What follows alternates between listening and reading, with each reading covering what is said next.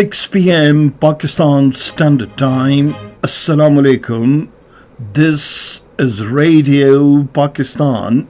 The news read by Daman Zaman. The headlines.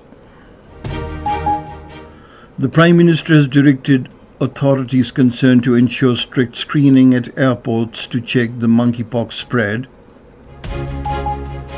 The Information Minister says the government is making serious efforts for a durable solution of electricity prices to provide relief to the people.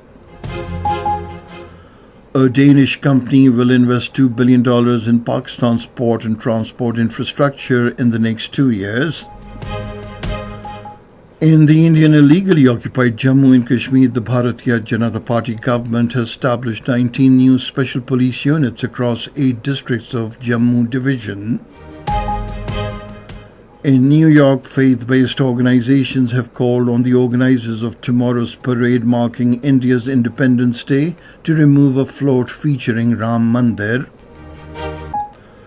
69 Palestinians were martyred in brutal Israeli bombardment across the besieged Gaza during the last 24 hours. And now the news in detail. The Prime Minister Mohammad Shahbaz Sharif has directed the authorities concerned to ensure effective screening at all airports and seaports to check mpox spread. He was chairing a briefing on monkeypox in Islamabad today. The Prime Minister said the World Health Organization has declared monkeypox as public health emergency and Pakistan also need to make strict monitoring on this issue. The Prime Minister also directed for effective surveillance and border health services. Shahbaz Sharif directed the National Command and Operations Centre to daily review the situation on monkeypox. He also instructed to provide required necessary equipment and kits. The Prime Minister further directed for coordination between all the provincial governments to prevent monkeypox spread. The Prime Minister's coordinator on National Health Services, Dr. Mukhtar Ahmed, has said only one case of mpox has recently been detected in Pakistan. Addressing a news conference in Islamabad today, he said the person who travelled from the Gulf region was tested positive in Khyber Pakhtunkhwa. He said the detection led to prompt action by the authorities concerned, who isolated the family members of the affected person. Dr. Mukhtar Ahmed said screening process has been activated at all the airports. He said there is no need to panic as the mortality rate is low. The coordinator National Health Services, however, advised those who travel from abroad to isolate themselves in the first phase if they develop any symptoms of rash, flu, fever and body aches. The Minister for Information and Broadcasting Ataullah Tarar has said federal and Punjab governments are committed to public relief agenda. Addressing a news conference in Islamabad today, he said the Punjab government's decision to reduce electricity prices by 14 rupees per unit for consumers using up to 500 units is an unprecedented step.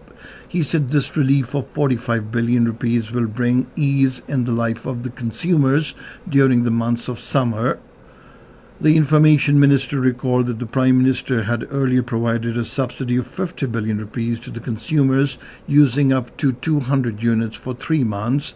He said reduction in electricity prices as well as the recent one in petrol are major steps towards provision of relief to the masses.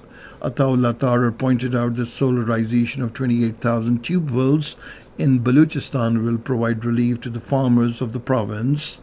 The Information Minister said inflation has come down to 11% and the international financial institutions are predicting more decline in it. The Information Minister said the government is also working to find a durable solution to reduce electricity prices. The Chairman Prime Minister's Youth Programme, Rana Mashood Ahmad Khan, has said the government will provide full support to harness the potential of the youth in various fields. Addressing an event in Lahore today, he emphasized that the focus is on equipping the youth with skills. He emphasized on collective efforts in the society to move forward. Danish shipping company Maersk will invest $2 billion in Pakistan's transport infrastructure over the next 2 years due to the efforts of the Special Investment Facilitation Council. The investment under this project will contribute to the infrastructure development and economic improvement. The Minister for Maritime Affairs, Qasir Ahmed Sheikh, will visit Denmark this month for the signing of a memorandum of understanding between Maersk Shipping Company and the Karachi Port Trust. In a statement, Qasir Ahmed Sheikh said Karachi has great potential to increase exports, and the Ministry of Maritime Affairs is providing an enabling environment to the business community in this regard. The Special Technology Zones Authority has announced to set up 4 new special technology zones in the country to foster economic growth and enhance technology exports. The newly designated zones include the NUST Special Technology Zone and Tech 7 Special Technology Zone in Islamabad, Mindbridge Special Technology Zone in Lahore, and the Capital Smart Technology Zone in Rawalpindi. These 4 new zones will have the capacity to house more than 50,000 professionals with an export potential exceeding $350 million annually. This is Radio Pakistan. In the Indian illegally occupied Jammu and Kashmir, the Bharatiya Janata Party government, in a bid to further intensify militarization, has established 19 new special police units across 8 districts of the Jammu division. According to Kashmir Media Service, the move is widely seen as a calculated effort to further crush the voices of Kashmiris who continue to face relentless oppression in the quest for inalienable right to self-determination. Meanwhile, the Hindutva goons affiliated with fanatic Hindu groups have stepped up terror campaign against Muslim community in the Jammu region. Hindu extremists violently attacked a Muslim-owned meat shop in Nehru Chowk, Doda, falsely accusing the owner of storing cow meat. On the other hand, prominent religious scholar Agha Sayyid Muhammad Hadi said India is deliberately promoting indecency and obscenity as part of a nefarious plan to erode the moral values of the Kashmiri Muslims. In India, hundreds of thousands of health workers today launched a nationwide strike to protest against the molestation and murder of a trainee doctor in Kolkata city last week. The protesters, including general public, called for better working conditions and treatment for health workers. Hospitals and clinics across the country turned away patients except for emergency cases. Doctors demanded legislation to protect healthcare workers from violence, making any attack on-duty medics an offence without possibility of a bail. In a statement, the Indian Medical Association has condemned the lack of safe spaces for women. In the United States, the Indian Muslim and other faith-based organizations have called on organizers of tomorrow's parade in New York marking India's Independence Day to remove a float featuring Ram Mandir. Several America-based organizations have written a letter to the New York City Mayor, Eric Adams, and New York Governor, Kathy Hochul, calling the float anti-Muslims, saying it glorifies the mosque's destruction. 69 Palestinians were martyred in brutal Israeli bombardment across the besieged Gaza during the last 24 hours. The martyrdom toll of Palestinians in Israeli aggression in the besieged Gaza since October 7 last year has now risen to over 40,000. Over 92,500 Palestinians have been injured during the period.